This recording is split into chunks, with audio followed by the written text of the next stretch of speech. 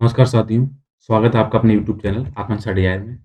इस बेहद ही खास सीरीज़ में हम बात करते हैं यूपी स्पेशल कक्षाओं के बारे में, जिसमें हम क्या करते हैं, जितने यूपी के स्टैटिक पोर्शन है, उसके बारे में इसमें क्या करते हैं, बात करते हैं। तो आपको पता होना चाहिए कि अभी आपने जो पहला जो आपकी किसकी क्लास हुई थी, वो उसमें सामान्य परिचय के बारे में बात की गई थी कि उत्तर प्रदेश सामान्य परिचय क्या है।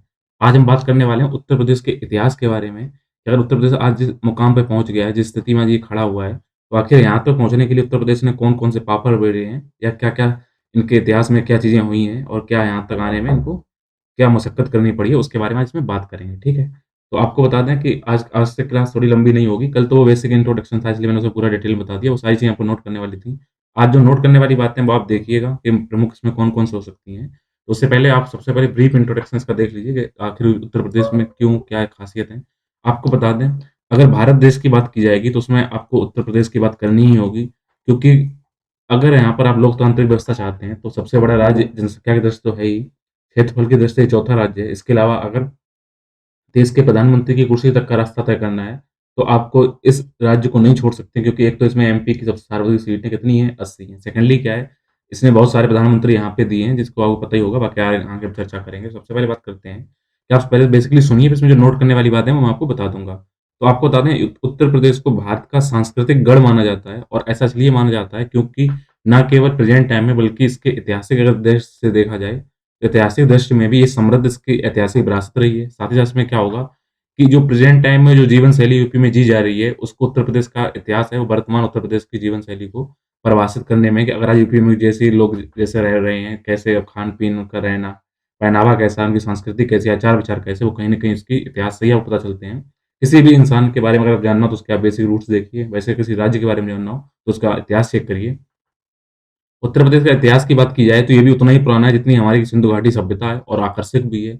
यहाँ पर क्या हुआ, भारतीय संस्कृति और सभ्यता पर इसने बहुत सारा प्रभाव डाला है। इसका प्रभाव भारतीय सभ्यता संस्कृति पे पड़ा है और भारत में जो अन्य राज्यों की सभ्यता और संस्कृति थी उसका प्रभाव कहीं न कहीं उत्तर प्रदेश में देखा गया है।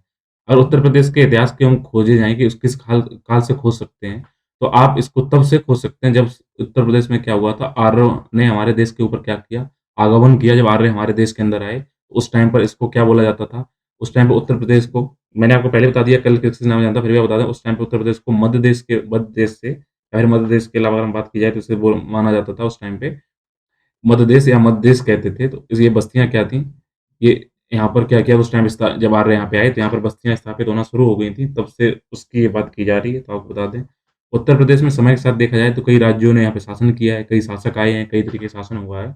यहाँ पर कोसों का नियम भी बहुत स्पेशल है, क्या बता दें, कोसों का नियम क्या कहता है कि उसमें बोलता है ना कि आप जब भी क्या करेंगे, आप कोस-कोस पे बदले पानी वाला और 3 कोस से बदले नहीं, कोस-कोस से बदले पानी, 3 कोस से बदले पानी वाला हिसाब यहाँ पे रहा है। यहाँ पे विविधता बहुत ज़्यादा रही है। और इसके पीछे जाएँगे तो आपको बता दें, जो जो राज्य राम राज्य की जो बात की जाती है, यहाँ पे राजा राम की बात की जाती है, तो राजा दशरथ और उनके उत्तराधिकारी जिसमें फिर कौन थे, राजा राम थे, उनका शानदार शासन भी वो कहाँ पे रहा है, उत्तर प्रदेश के अंदर रहा है। अगर प्रेज़ेंट टाइम बात की जाए, तो जो अयोध्या है यानी कि फैज़ाबाद जब जाएँगे, फैज़ाबाद जिले में, तो वहाँ पे सरयू नदी के किनारे जो बसा हुआ अयोध्या है, वो क्या थी, राजा राम की जन्मस्थली थी, वहाँ पर फिर बाद में उनकी कर्मभूमि बनी। इसके अगर बात की जाए तो यहाँ पर ना केवल राजा राम की बल्कि बौद्ध प्रचार के लिए काफ़ी केंद्र आए। तो ये पहली शताब्दी ईसा पूर्व के मध्य से ये कुछ समय था जब उत्तर प्रदेश में भगवान बुद्ध का आगमन होता है और बुद्ध के द्वारा यहाँ पर क्या किया जाता है, बौद्ध धर्म का प्रचार-प्रसार किया जाता है। भगवान बुद्ध ने जब पहला उपदेश, जब उनको ज्ञान प्राप्त हुआ बोधगया में, और बोधगया के बाद जब इन्होंने पहला उपदेश दिया तो वो कहाँ पे दिया, इन्होंने सारनाथ के आकर इन्होंने ये उपदेश दिया था। उस समय क्या था, मगध शासन उस टाइम चल रहा था, यहाँ पर इन्होंने पहला उपदेश, तो बुद्ध को जो भी एनलाइटमेंट हुआ, जो भी इनको ज्ञान प्राप्ति हुई, तो ज्ञान प्राप्ति की जो पहली बार इन्होंने बखान किया, वो कहाँ किया, सारनाथ में। प्रेज़ेंट टाइम सारनाथ किस ज़िले में है? तो हमारे सबसे मनभावक जो हमारा जो ज़िला है, वाराणसी, वहाँ पर बोलते हैं कि वाराणसी जिला नहीं बल्कि क्या है, एक अनुभूति है। तो वाराणसी में आकर इन्होंने अपना ज्ञान दिया। वैसे वाराणसी वाले ज़्यादा ही ज्ञान सबको देते हैं, वहाँ पे ज्ञान बहता रहता है। तो इन्होंने भी अपना ज्ञान यहाँ पे दिया कि इसके बाद में आप बताएँ, कि जब नंद वंश की यहाँ पर सत्ता आई, उसके बाद यहाँ पे मौर्य साम्राज्य भी स्थापित उत्तर प्रदेश ने देखा। यहाँ पर देखें कि अगर बौद्ध सम की बात की जाए, तो जो बौद्धों का जो प्रचार-प्रसार हुआ है, तो वो किस टाइम पे हुआ? सबसे अधिक हुआ हर्षवर्धन के काल में। तो इसमें क्या हुआ, ये बौद्ध यहाँ पे अपने गौरव के शिखर पहुँच गए थे। आपको बता दें, हर्षवर्धन ने क्या किया था, अपनी जो उनकी बहन थी, तो वहाँ पर जो कान्याकुब्ज था, जिसको आज हम कन्नौज के नाम से जानते हैं, इत्र नगरी जो कन्नौज है, वहाँ पर क्या किया था, उस राज्य को आके देखा, तो हर्षवर्धन ने यहाँ पर क्या किया, बौद्ध संगति को और बौद्ध के धर्म प्रचार-प्रसार को काफ़ी आगे बढ़ाया। इसके अलावा और इसके हमारे डिटेल में बात देखी जाए, तो उत्तर प्रदेश की ऐतिहासिक पृष्ठभूमि में मुस्लिम शासन का भी आगमन होता है इनके बाद में और यहाँ पर मुस्लिम भी बहुत से रहे हैं। उत्तर प्रदेश न केवल राजपूतों की अधीनता का गँवाह रहा है, बल्कि सत्ता राजस्थान के कुछ इलाकों तक भी सीमित रही है उत्तर प्रदेश वालों की भी। उत्तर प्रदेश मुगल शासन के दौरान विशेष रूप से जब सम्राट अशोक यहाँ पर सम्राट अकबर जब यहाँ के शासक बनते हैं। आपको बता दें बाबर आए 1526 में, फिर हुमायूँ आए, हुमायूँ के बाद कौन आते हैं? अकबर आते हैं। अकबर ने क्या किया यहाँ पर समृद्धि भी पहुँचाया इसको न केवल इन्होंने यहाँ की संस्कृति बल्कि स्थापत्य को भी ऊपर पहुँचाया। फिर इनके बाद में जहांगीर आते हैं, शाहजहाँ आते हैं, उन्होंने क्या किया मुगल शासन के दौरान ही उत्तर प्रदेश ने अपने कुछ सबसे शानदार स्मारकों का निर्माण देखा है, जिनमें नाम उत्तर प्रदेश के इतिहास स्वर्ण अक्षरों में अंकित किया जाएगा। तो आपको बता दें, जो सबसे बड़ा नाम जो देखा है, जो इस टाइम 7 वंडर्स में शामिल है, तो ताजमहल का ये जो आगरा के अंदर स्थित है, शाहजहाँ के द्वारा बनवाया गया, जो आपकी प्यार की एक यहाँ पर क्या सूचक है, यहाँ पर इमारत बनाई गई है, तो इसमें मुगल शासकों की देन था कि उत्तर प्रदेश में इसको बनाया गया था। तो इस हिसाब से हम अगर ओवरऑल देखते हैं, तो उत्तर प्रदेश में कई राजवंशों का जो राज रहा है, वो किस टाइप के रहे हैं? वो रहे नंद रहे, यहाँ पर मौर्य भी रहे हैं, राष्ट्रकूट रहे हैं, मगध भी रहे हैं, गुप्त भी रहे हैं, गुर्जर रहे, शुंग रहे, कुषाण रहे, पाल रहे और मुगल रहे। तो कुल मिलाकर इनका राज्य देखा, फिर ब्रिटिश के अधीन तो यहाँ पे रहे थे। उसके बाद भी हमने ब्रिटिश के जो लोहा लिया देश के अंदर, उसमें प्रमुख थे और सबसे आगे भागीदारी उत्तर प्रदेश की रही है। तो अब हम इनको क्या करें, थोड़ा डिटेल में बारी-बारी देखें। अभी आपने ओवरऑल एक देख लिया, क्या अब क्या करना है। तो हम आपको इतिहास की कुछ एक चीज़ और बता दें। अगर आपको इतिहास में ऐसे लिखा दिया जाए, अगर ऐसे लिखा जाए कि 100 ईस्वी से लेकर 200 ईस्वी, ठीक है? तो ऐसे कुछ ईस्वी दिखाई पड़ेंगी। तो अगर कहीं पर ऐसा लिखा हो 115वें ईस्वी, ठीक है? तो क्योंकि 100 से प्लस चली जाती है, तो इसको इतिहास में बोला जाता है दूसरी शताब्दी, ठीक है? तो इन चीज़ों का ध्यान रखिएगा। शताब्दी 1 नंबर आगे होती है और कुछ नंबर उसके पीछे होते हैं। जैसे आपको बता दें, अगर आज की बात करें तो प्रेज़ेंट टाइम में चल रहा है 2000 प्लस जो भी सालें चल रही हैं, जैसे इस टाइम पे 2021, 2022 जो भी है, तो इसको आप कौन-सी सेंचुरी बोलते हैं? 20वीं सेंचुरी नहीं, बल्कि आपको क्या बोलते हैं, 21वीं शताब्दी की बात करते हैं, 21वीं सेंचुरी इसको बोलते हैं। क्यों? क्योंकि क्या होता है कि जैसे ही 1 से प्लस होता है, तो इसको पहले ही प्लस होगा, तो इसको दूसरी शताब्दी का नाम दिया जाता है कि दूसरी शताब्दी के अंतर्गत ये चीज़ हुआ, तो दूसरी शताब्दी का मतलब होता है 101 साल से लेकर 199 सालों तक क्या हुआ है। तो इस चीज़ को ध्यान रखिएगा। अक्सर इस शताब्दी में कन्फ्यूज़न होगी। जब अगर 14वीं शताब्दी की बात की जाए, तो 14वीं शताब्दी का मतलब होगा 1300 से लेकर के 1399 तक का टाइम पीरियड जो होता है उसके बारे में, ठीक है? तो अब आइए शुरू करते हैं और इनमें से शुरू करने से पहले आपको कुछ यहाँ पे टाइम स्केल समझनी होगी। आपको बता दें, अगर भारतीय इतिहास की बात की जाए, तो भारतीय इतिहास को मोटे-मोटे आप 3 तरीकों से आप बाँट सकते हैं। चाहे आप इसको नोट कर सकते हैं, इसका स्क्रीनशॉट ले सकते हैं, क्योंकि आपको कहीं न कहीं इसको याद रखना होगा। तो आप प्राचीन इतिहास काल बाँट सकते हैं, मध्यकालीन इतिहास बाँट सकते हैं और आधुनिक इतिहास, इसमें 3 पार्ट में बाँट सकते हैं, ठीक है? तो प्राचीन इतिहास की अगर बात की जाए, तो जब से मानव का आगमन हुआ है, तब से लेकर 8वीं शताब्दी तक, 8वीं शताब्दी मैंने बता दिया पहले ही, यानी 700 से लेकर 800 के बीच तक के इतिहास को प्राचीन इतिहास के नाम से जाना जाता है। इस टाइम पर ब्राह्मण, क्षत्रिय, वैश्य, शूद्र ये सारे आ चुके थे, वर्ण व्यवस्था आ चुकी थी। अगर मध्यकालीन बात की जाए भारतीय इतिहास के संदर्भ में, तो ये समयकाल 712 ईस्वी पूर्व, जब मोहम्मद बिन कासिम का आक्रमण होता है यहाँ पर, जो क्या थे, एक तुर्क था। इस तुर्क ने जब यहाँ पे आक्रमण किया, तो उसके बाद का टाइम पीरियड और 1757 जब तक प्लासी का युद्ध होता है, तब तक, या कुछ लोग बोलते हैं जब तक औरंगज़ेब की मृत्यु हुई, तब तक क्या बोला जाता है यहाँ पर। इसमें आपके मध्यकालीन में आपको आ जाएँगे आप, यहाँ मध्यकालीन में आपको एंड तक कहाँ तक पढ़ना पड़ेगा, मराठा साम्राज्य तक यहाँ पर आपके जो रहते हैं, शिवाजी वहाँ तक की बात करते हैं, तो मध्यकालीन इतिहास की बात होती है। इसके अलावा फिर आधुनिक इतिहास में आता है, जो 1757 के बाद जो इतिहास है, उसको प्लासी युद्ध के बाद के लेकर जब तक हम आज़ाद हुए तब तक बोलते हैं आधुनिक इतिहास। या फिर उसके बाद फिर हमने नेहरू युग देखा, जब हमारे देश के पहले प्रधानमंत्री बने। नेहरू युग के बाद में फिर हमने अन्य जो चीज़ें देखी, वो आधुनिक काल के अंतर्गत आती हैं। तो आप जब यहाँ पे पढ़ रहे हैं मानव के आगमन से लेकर 8वीं शताब्दी तक, तो इसके बीच के टाइम पीरियड का जो प्राचीन इतिहास है, इसको भी कुछ हिसाब से बाँटा गया है। ये ज़रूरी है, आप इसको टाइम स्केल को देख लीजिएगा, कहीं न कहीं आपको इसमें ज़रूरत पड़ने वाली है आगे। तो इतिहास को हम देखते हैं, तो जैसे आपने देखा होगा प्राचीन इतिहास, प्राचीन इतिहास से पहले जो इतिहास था, उसको प्राक-ऐतिहासिक, आद-ऐतिहासिक काल और फिर प्राचीन इतिहास में बाँटा जाता है। तो प्राक-ऐतिहासिक और आद-ऐतिहासिक, इसमें आप देखिए, थोड़ा बार-बार आप रिवीजन करिए, आपको पता चल जाएगा। तो प्राक-ऐतिहासिक में क्या होता है? पाषाण काल, पुरापाषाण, मध्यपाषाण, नवपाषाण और ताम्रपाषाण। मतलब पाषाण मतलब जहाँ पत्थरों का यूज़ किया गया, तो सबसे पहले पुरा, फिर मिडल टाइम में, फिर नए, जब भी उन्होंने पत्थरों में क्या हुआ, कुछ चीज़ें पहले डायरेक्ट पत्थर आए, फिर पत्थरों में कुछ उसका रूप चेंज हुए, फिर थोड़े नुकीले बनाए गए, तो उन पत्थरों के अलावा फिर आप ताम्रपाषाण की बात करते हैं, जहाँ पर तांबे का यूज़ करने लगे। तो आपको पता होना चाहिए कि हम तांबा पहले यूज़ किया था। सबसे पहले यूज़ किए करने वाली धातु कौन-सी थी इतिहास के अंदर? वो तांबा थी। उसके बाद फिर हम बात करेंगे सिंधु सभ्यता की, जहाँ पे हड़प्पा सभ्यता की बात आती है। हड़प्पा सभ्यता के बाद कांसा सभ्यता और सिंधु फिर बाद कांसा, फिर हड़प्पा सभ्यता की बात करते हैं, याद ऐतिहासिक काल में आते हैं। फिर ऐतिहासिक के अंदर प्राचीन आता है, मध्य, आधुनिक, नेहरू और विश्व काल जो होता है, वो चीज़ें आती हैं, ठीक है? इस चीज़ को आप ध्यान रखिएगा। इसी टाइम इसके लिए हम आगे डिटेल में पढ़ने वाले हैं कि किस-किस को किस टाइप से पढ़ते हैं। तो सबसे पहले बात करेंगे उत्तर प्रदेश का जो ऐतिहासिक संदर्भ है, कि इतिहास के अंदर हम उत्तर प्रदेश को देखा जाए तो उसमें क्या-क्या चीज़ें दी गई हैं, क्या-क्या संदर्भ है। तो इसका हम पढ़ेंगे उत्तर प्रदेश का ऐतिहासिक संदर्भ यानी जो आपने पीछे देखा है अभी तक। पीछे जो साइन अभी आप देख के आ गए हैं कि पुरापाषाण काल, मध्यपाषाण, नवपाषाण, तब ताम्रपाषाण, सिंधु सभ्यता और कहाँ से हड़प्पा सभ्यता में हम कहाँ तक क्या करके आए हैं, इसके बारे में हम बात करने वाले हैं, उत्तर प्रदेश के ऐतिहासिक संदर्भ के बारे में। तो आइए इसको अब समझते हैं कि इसमें क्या-क्या है। यदि हम उत्तर प्रदेश के ऐतिहासिक संदर्भ की बात करते हैं, तो आपको पता होना चाहिए, इस राज्य का क्या जो अतीत है, जो जहाँ से इसको स्टार्टिंग की गई, मैंने आपको बता दिया आर्यों के आगमन से हुआ है। तो आर्यों का आवागमन जो आवागमन है, जो देश इस उत्तर प्रदेश में कब हुआ है, 4000 साल का पुराना यहाँ पे आवागमन है, मतलब 2000 साल, तो ईसवी शताब्दी के 4000 साल पहले इनका समृद्ध अतीत है उत्तर प्रदेश का। तो आपको बता दें, उत्तर प्रदेश के अंदर जो भी यहाँ पे विकास हुए हैं, वो 3 नदियों पर यहाँ पे बहती हैं। अगर आप पश्चिम से पूर्व की तरफ जाएँगे, तो यहाँ पे यमुना आएगी, गंगा आएगी, और इन दोनों के अलावा ये अभी तक सुनी गई नदी है जिसको अभी तक अब नहीं मिल रही है, पहले थी सरस्वती, ठीक है? तो गंगा, यमुना और सरस्वती जो नदियाँ हैं, इन्होंने क्या किया है, इस उत्तर प्रदेश की धरा को सींचा है, और कहीं न कहीं जब जल की आपूर्ति हुई, जहाँ जल प्राप्त हुआ है, तब क्या हुआ है वहाँ पर, आपको क्या हुआ, यहाँ पे लोगों का रहना-बसना स्टार्ट हुआ है। इसके अलावा आपको पता होना चाहिए, जब भी पश्चिमी देशों से, अगर आप भारतीय नक्शे को अगर आप मोटा-मोटा अगर मैं अगर बना के आपको दिखाऊँ, तो यहाँ पे क्या होता है कि जब भी क्या हुआ है कि जब भी पश्चिमी देशों के साथ क्या हुआ, जब भी पश्चिमी यहाँ पे आक्रमण करने आए, या फिर तो उन्होंने दिल्ली आना चाहा, उससे पहले क्या था, पटना केंद्र था। तो जब भी आप आओगे, तो कहीं न कहीं आपको क्या होगा, आपके अपने सबसे प्रिय देश राज्य किससे, उत्तर प्रदेश से आपको गुज़रना पड़ेगा, भले हो सकता है उसका नाम कुछ भी हो। इसीलिए क्या हुआ है, इस यहाँ पर कभी क्या हुआ है, इसमें इसका घनिष्ठ संबंध रहा है उत्तर प्रदेश का इतिहास के साथ, कि जब भी आप आएँगे यहाँ पर कब्ज़ा करने के लिए, तो आपको उत्तर प्रदेश अछूते नहीं रह सकते हैं। अगर यहाँ पे आए, तो उत्तर प्रदेश को आप जोड़ना ही होगा। तो इस प्रकार से यहाँ पर सबसे इम्पोर्टेंट क्या है, संसार के जो प्राचीनतम शहर माने जाते हैं, उनमें से जो प्रमुख है, वो है बनारस आपका। बनारस ज़्यादा प्यारा लगता है बजाए इसके, जब इसको बनारसी बोला जाता है, तो बनारस में क्या किया गया है, यहाँ पर सबसे पुराना जो शहर है, वो उत्तर प्रदेश के अंतर्गत स्थित है। मध्य प्रदेश था पहले, मैंने आपको बता दिया था।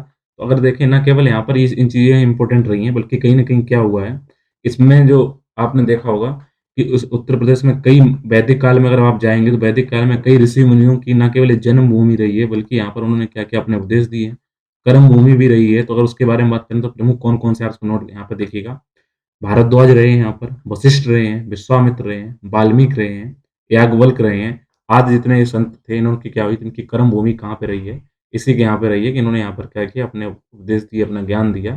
तो कहीं न कहीं क्या होता है, उत्तर प्रदेश का जो आर्थिक महत्व है, वो काफ़ी इम्पोर्टेंट हो जाता है, तो इस बात को ध्यान रखिएगा।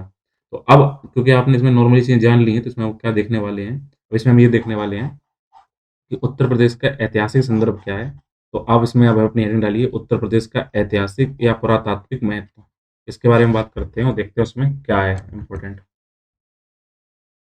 तो यहाँ पे अब आप हेडिंग डालिए कि उत्तर प्रदेश का पुरातात्विक महत्व क्या है, ठीक है? ऐतिहासिक संदर्भ में सबसे पहले जो आप हेडिंग पढ़ने वाली है, वो क्या आप यहाँ पे डालिएगा, उत्तर प्रदेश का पुरातात्विक महत्व, पुरातात्विक महत्व, ठीक है? अब इसमें देखते हैं उत्तर प्रदेश के पुरातात्विक महत्व में कि क्या इम्पोर्टेंट है, क्या-क्या आपको इसमें देखना है, और क्या आप जो उसमें पढ़ने वाले हैं, उसमें आप देखिएगा। तो सबसे पहले लिखिएगा, उत्तर प्रदेश के लोहरा देव, ठीक है? उत्तर प्रदेश के लोहरा देव, अगर लोहरा देव की बात की जाए, तो इस टाइम पे ये किस ज़िले का है? ये संत कबीर नगर इस टाइम ज़िला है, वहाँ पर ये है लोहरा देव, ठीक है? तो इसको लिखिएगा, उत्तर प्रदेश के लोहरा देव से कृषि के प्राचीनतम साक्ष्य, कृषि के प्राचीनतम साक्ष्य, और कोष्ठक में लिखिएगा, चावल की खेती। तो उत्तर प्रदेश के लोहरा देव, संत कबीर नगर से कृषि के प्राचीनतम साक्ष्य, ब्रैकेट में लिखिए, चावल की खेती मिले हैं, जो कि 8000 से 8000 से 9000 ईस्वी पूर्व के हैं। ठीक है? तो ये क्वेश्चन अभी आरओ में आया था। एआरओ के जब एग्ज़ाम हुआ था, क्या बात उत्तर प्रदेश में प्राचीनतम साक्ष्य मिले, तो कौन-सा जो मिले हैं या कौन-सी फसल थी? उसमें ये चावल। तो आपका क्या लिख लिया आपने? उत्तर प्रदेश के लोहरा देव, ब्रैकेट में संत कबीर नगर से कृषि के प्राचीनतम साक्ष्य, ब्रैकेट में चावल की खेती मिले हैं, जो कि 8000 से 9000 ईस्वी पूर्व की है। इससे पहले, अर्थ में अगर और जोड़ना चाहे, इससे पहले कोल्डी हवा, क्या नाम था? कोल्डी हवा। इससे पहले कोल्डी हवा, और कोल्डी हवा की अगर बात की जाए तो प्रेजेंट टाइम ये कोल्डी हवा क्या है? ये इस टाइम पे प्रयागराज है, उसी के पास स्थान था कोल्डी हवा, ठीक है? इससे पहले कोल्डी हवा, ब्रैकेट में लिखिए आप, प्रयागराज में स्थित, थे चावल के प्राचीनतम, कितने वो पहले प्राचीनतम कितने थे? 6500 ईस्वी पूर्व, ठीक है? 6500 ईस्वी पूर्व साक्ष्य मिले थे, ठीक है? तो इस टाइम पे सबसे पुराने कहाँ पे मिला है? लौहरा देव, जो कहाँ है? संत कबीर नगर में चावल की खेती हुई हुई है वहाँ पर, और ये साक्ष्य है 8000 से 9000 ईस्वी पूर्व के, ठीक है? अगला पॉइंट लिखिए आप इसमें, कोल्डी हवा से मृद भांडों के, मृद भांड मतलब क्या होता है? ऐसे बर्तन जो किससे बने हैं? मिट्टी से। कोल्डी हवा से मृद भांडों के, कोल्डी हवा कहाँ? प्रयागराज में, मैंने बता दिया है। प्राचीनतम साक्ष्य मिले हैं, और झोपड़ियों, और झोपड़ियों के भी साक्ष्य मिले हैं, ठीक है? इस चीज को आप लिखिएगा, कोल्डी हवा से प्राचीनतम साक्ष्य मिले हैं, और झोपड़ियों के भी साक्ष्य मिले हैं। अगला है लोहंदा नाला क्षेत्र। अगला अगला आप लिखिएगा पॉइंट, लोहंदा नाला क्षेत्र, लोहंदा नाला क्षेत्र, उत्तर प्रदेश के बेलन घाटी, लोहंदा नाला क्षेत्र उत्तर प्रदेश के बेलन घाटी, और आपको बता दें बेलन घाटी भी कहाँ पर है? ये भी कहाँ है? प्रयागराज के अंदर है, ठीक है? लोहंदा नाला क्षेत्र उत्तर प्रदेश के बेलन घाटी, जो कि प्रयागराज में स्थित एक पुरापाषाण कालीन स्थल है, जहां से अनेक पाषाण उपकरण, यानी पत्थर के क्या मिले हैं? वहां पे औजार मिले हैं, पाषाण उपकरण मिले हैं। तो आपने 3 पॉइंट लिख लिए होंगे। इसमें पुरातात्विक महत्व में लौहरा देव से क्या मिला है? संत कबीरनगर से चावल की खेती हुई है, 8000 से 9000 ईस्वी पूर्व हुए हैं। इसके अलावा कोल्डी हवा प्रयागराज में इससे पहले 6500 से ईस्वी पूर्व के चावल के साक्ष्य मिले थे। मृदवार्ड और जो झोपड़ियां हैं वो भी कहाँ मिली हैं? वो आपके कोल्डी हवा से मिले हुए हैं। और लोहंदा नाला जो क्षेत्र है, जो कहाँ पे? यूपी के बेलम घाटी, ये कहाँ पे है? प्रयागराज में है। तो यहाँ पर भी क्या किया गया है? पाषाण कालीन यहाँ पर क्या मिले हैं? औजार मिले हैं, यहाँ पत्थरों के औजार मिले हैं। इतने पॉइंट आपके हो गए, ठीक है? अगला नोट करिए, बेलन घाटी के पुरास्थलों की खोज, जो वहाँ बेलन घाटी पाई गई है, तो बेलन घाटी के पुरास्थलों की खोज, बेलन घाटी के पुरास्थलों की खोज एवं उत्खनन, इलाहाबाद, जो अब प्रयागराज हो गया है, प्रयागराज के प्रोफेसर जी आर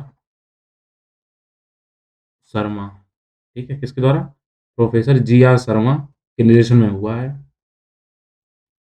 नवपाषाण, अगला पॉइंट आप लिखिए, नवपाषाण कालीन, नवपाषाण कालीन उपकरण और औजारों की खोज, पुरापाषाण अब नवपाषाण कहाँ से मिले हैं?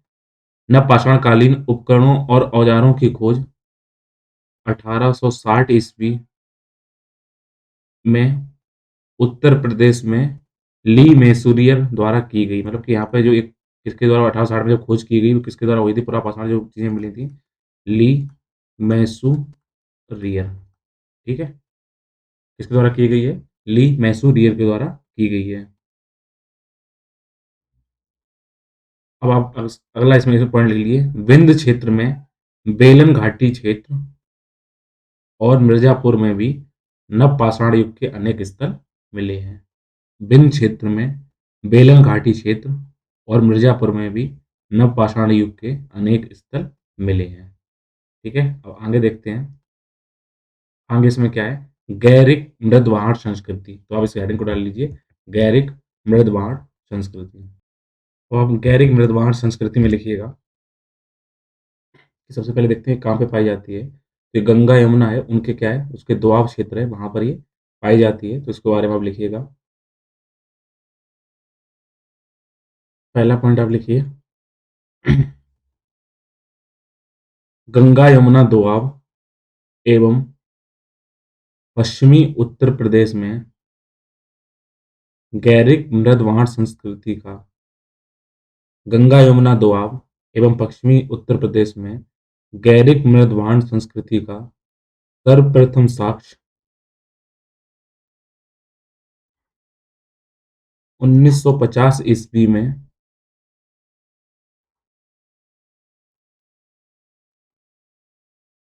बदायूं के पास 1950 ईस्वी में बदायूं के पास रसोली और बिजनौर और बिजनौर के पास राजपुर परसा और बिजनौर के पास राजपुर परसा से प्राप्त हुए हैं। अब आप दोबारा सुन लीजिएगा। गंगा, यमुना, दोआब एवं पश्चिमी उत्तर प्रदेश में गैरिक मृदवाण संस्कृति का सर्वप्रथम साक्ष्य 1950 ईस्वी में बदायूं के पास रिसौली और बिजनौर के पास राजपुर परसा से प्राप्त हुआ है। अब तक कुल 110 स्थल प्रकाश में आ चुके हैं। अब तक कुल 110 स्थल प्रकाश में आ चुके हैं। अगला लिखिए गंगा, यमुना, दोआब में प्राप्त गैरिक मृदवाण संस्कृति के साक्ष्य गंगा, यमुना, दोआब में प्राप्त गैरिक मृदवाण संस्कृति के साक्ष्य 2000 से ये उल्टे आ रहे हैं ना, तो 1500 ईस्वी पूर्व निर्धारित किए गए हैं। गंगा, यमुना, दोआब में गैरिक मृदवाण संस्कृति के साक्ष्य 2000 से 1500 ईस्वी पूर्व निर्धारित किए गए हैं। इस संस्कृति में घर सरपट के बनाए जाते थे। इस संस्कृति में घर सरपट के बनाए जाते थे और उस पर मिट्टी की लिपाई और उस पर मिट्टी की लिपाई की जाती थी।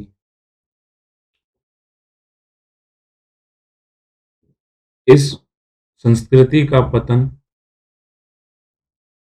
अर्थात गैरिक मृदवाण संस्कृति का पतन मुख्यतः बाढ़ के कारण हुआ है।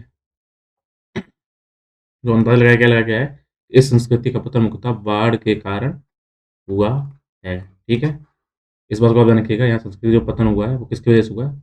बाढ़ के कारण हुआ है। इसका आप अगला पॉइंट नोट कीजिएगा। अगला पॉइंट इसमें क्या कह रहा है,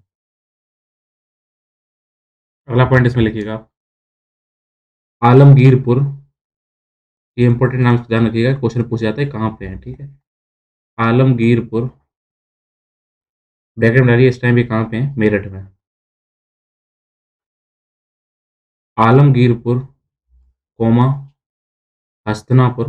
यहाँ का पता मुझे क्या हुआ था, कुरुक्षेत्र वहाँ पर की राजधानी थी हस्तिनापुर में कौरवों की। तो हस्तिनापुर भी कहाँ पे है? ये भी मेरठ के अंदर है। आलमगीरपुर, हस्तिनापुर और अहिछत्र। आप देखिए कैसे लिखा जाएगा इसको, अहिछत्र।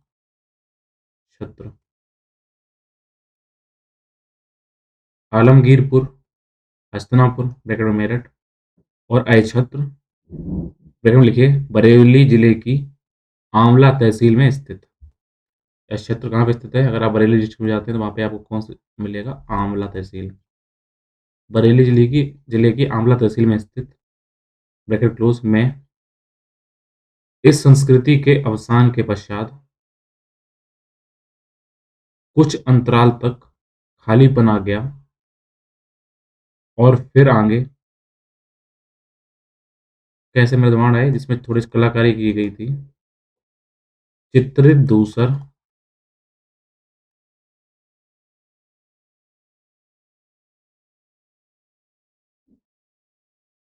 अंतराल तक खालीपन आ गया और फिर आगे चित्रित धूसर मृदभांड संस्कृति का विकास हुआ।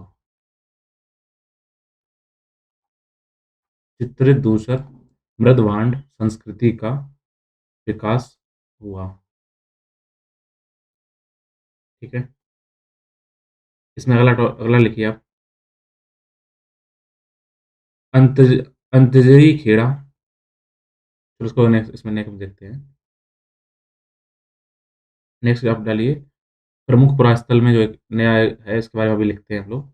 ये है अंतजरी खेला खेड़ा, अंतरंजी खेड़ा। ठीक है, इसके बारे में देखते हैं क्या है।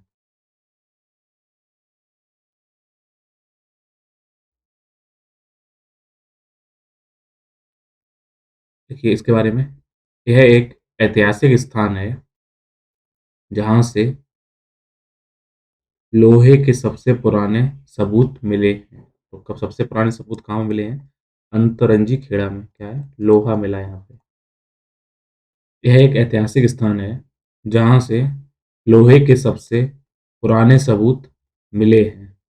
और ये अंतरजंजी खेड़ा जो किस जिले के अंदर है? ये है एटा के अंदर। तो उसको लिखिए, यह एटा जिले में है। अगला इसका टॉपिक, अगला इसमें लिखिए पॉइंट। सबसे पहले 1960 ईस्वी में अंतरंजी खेड़ा नामक स्थल से काले एवं लाल बर्तनों का कलर है, ये काले एवं लाल मृदभांड संस्कृति के साक्ष्य प्राप्त हुए हैं।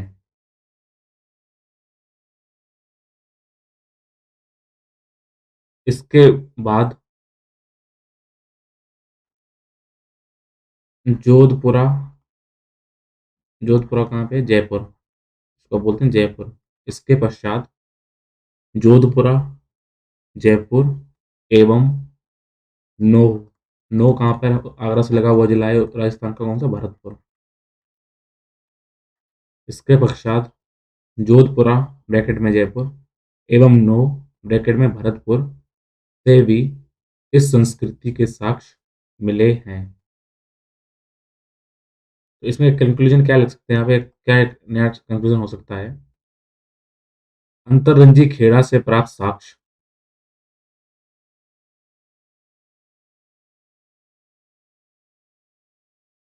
इस ओर इंगित करते हैं कि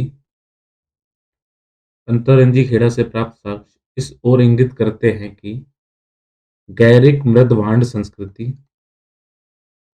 गैरिक मृदभांड संस्कृति तथा जो मैंने आप पीछे इसमें गैरिक में लिखाया था, चित्रित धूसर मृदभांड संस्कृति, चित्रित धूसर मृदभांड संस्कृति, गैरिक मृदभांड संस्कृति तथा चित्रित धूसर मृदभांड संस्कृति के मध्यकाल में काले एवं लाल मध्यकाल में काले एवं लाल मृदभांड संस्कृति का भी चरण काले एवं लाल मृदभांड संस्कृति का विचरण रहा था। ठीक है। अगला इसमें लिखिए, ये आप नोट में लिखा होगा, उसके नीचे आप नोट में करके अब या उसको किसी बॉक्स में बंद कर लीजिएगा, उसके आगे नीचे लिखिएगा। इसको ब्लैक एंड रेड पॉलिश भी बोलते हैं। तो काले एवं लाल मृदभांड संस्कृति का विशिष्ट लक्षण, काले एवं लाल मृदभांड संस्कृति का विशिष्ट लक्षण बर्तन के अंदर के भाग तथा बाहर के भाग में बर्तन के अंदर का भाग एवं बाहर के भाग में किनारा काला तथा शेष बर्तन लाल रंग से चित्रित होता है।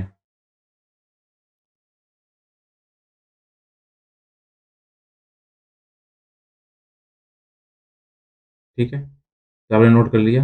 उसके बाद अगला देखिए, नवपाषाण काल के प्रमुख स्थान, ठीक है?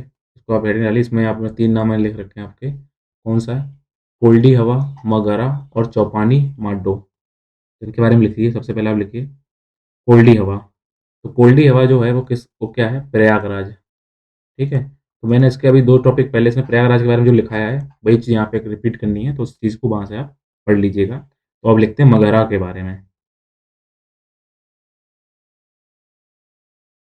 तो मगहरा कहाँ पे, जब आप जाएँगे इधर नीचे साइड में सोनभद्र वगैरह में या फिर प्रयागराज के नीचे दक्षिण में रहेंगे, विंध्य श्रेणी में रहेंगे, वहाँ पे लिखिए गंगा नदी के दक्षिण में मगहरा के बारे में लिखिएगा। गंगा नदी के दक्षिण में विंध्य क्षेत्र के, जो आप आपको पता होना चाहिए गंगा के नदी के क्षेत्र में कौन सी विंध्य श्रेणी वहाँ पे आती है। गंगा नदी के दक्षिण में विंध्य क्षेत्र के उत्खनन से गोलाकार झोपड़ियाँ प्राप्त हुई हैं। गंगा नदी के दक्षिण में विंध्य क्षेत्र के उत्खनन से गोलाकार झोपड़ियाँ प्राप्त हुई हैं या फिर झोपड़ियों के प्रमाण मिले हैं। इसमें अगला लिखिए धान और जौ की खेती का प्रमाण, इसकी खेती यहाँ पे होती थी। धान और जौ की खेती के प्रमाण एवं पशु बाड़े, यानी वहाँ पे पशु पाले गए थे उस टाइम पे, पशु बाड़े के साक्ष्य मिले हैं। तो लिख लिया इसमें गंगा नदी के दक्षिण में विंध्य क्षेत्र के उत्खनन से गोलाकार झोपड़ियों के प्रमाण मिले हैं। अगला पॉइंट था इसमें धान और जौ की खेती के प्रमाण तथा पशु के बाड़े के साक्ष्य मिले हैं। अब लिखते हैं चौपानी मांडो के बारे में। तो इसके बारे में लिखिए प्रयागराज के निकट, प्रयागराज के निकट स्थित इस स्थान से, प्रयागराज के निकट स्थित इस स्थान से मधुमक्खी के छत्ते जैसी झोपड़ियाँ, यहाँ पे झोपड़ियाँ मिली उनका क्या है? प्रयागराज के निकट स्थित इस स्थान से मधुमक्खी के छत्ते जैसी झोपड़ियाँ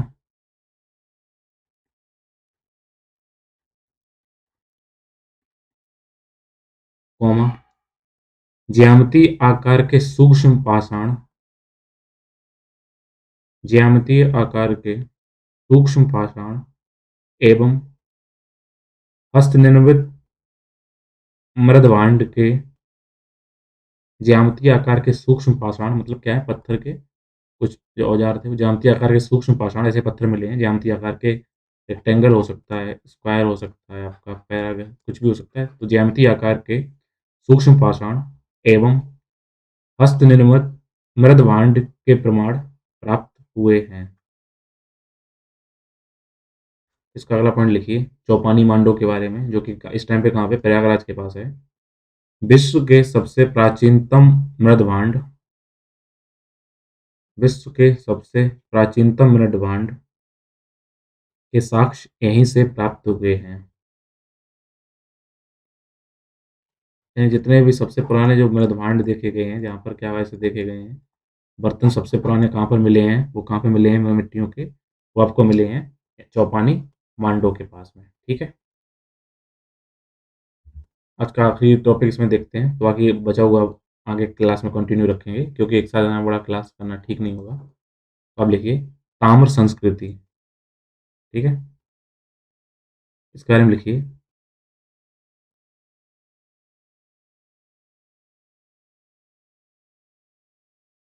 ताम्र संचयन के, यहाँ पे तांबा इकट्ठा होता था, ताम्र संचयन के सबसे अधिक स्थल, पूरी संस्कृति में कहाँ मिले हैं? ताम्र संस्कृति में।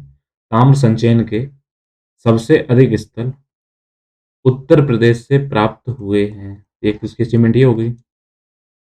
ताम्र संचयन के सबसे अधिक स्थल उत्तर प्रदेश से प्राप्त हुए हैं। यहाँ कुल मिले स्थल 35 हैं। हाँ, कितनी जगह पे अभी तक खोजा जा चुका है? 35 जगह पे इसको खोजा जा चुका है, जहाँ पे ताम्र का संचयन किया जाता था। अगला पॉइंट लिखिए।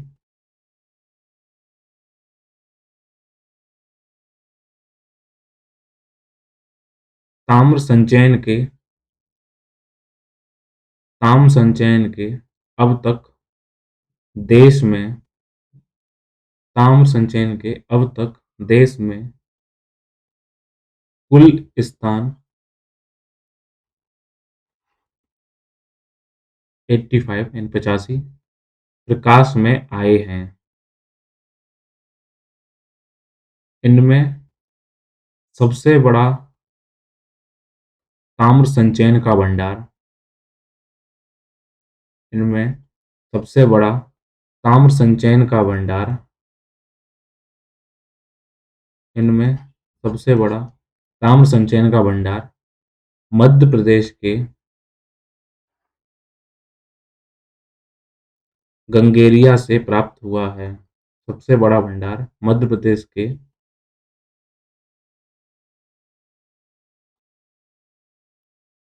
गंगेरिया से प्राप्त हुआ है। यहाँ से कुल 424 उपकरण यहाँ से कुल 424 उपकरण प्राप्त हुए हैं। यहाँ से कुल 434 उपकरण प्राप्त हुए हैं। ठीक है, अगला पॉइंट इसमें लिखिए आप।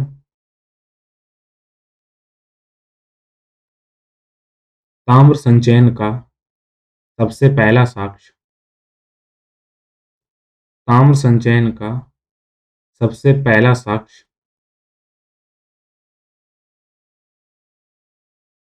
1822 ईस्वी में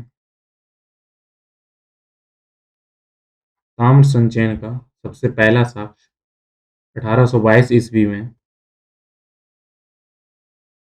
कानपुर के पास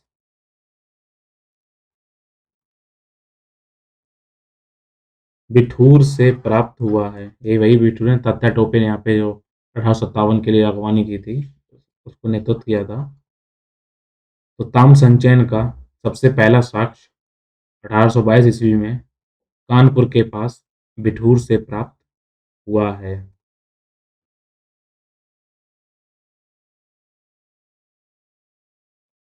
इसमें नोट डालिए, उसके बारे में वहाँ पे लिखिएगा इसमें इम्पोर्टेंट क्या है।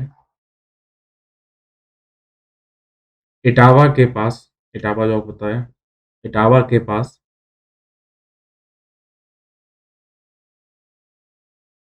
साई पाई इटावा के पास साई पाई नामक स्थान से ताम्र संचयन के साथ गैरिक मृद भांड भी प्राप्त हुए हैं। इटावा के पास साई पाई नामक स्थान से ताम्र संचयन के साथ गैरिक मृद भांड भी प्राप्त हुए हैं। इसी आधार पर ताम्र संचयन संस्कृति का संबंध इसी आधार पर ताम्र संचयन संस्कृति का संबंध गैरिक मृद भांड संस्कृति से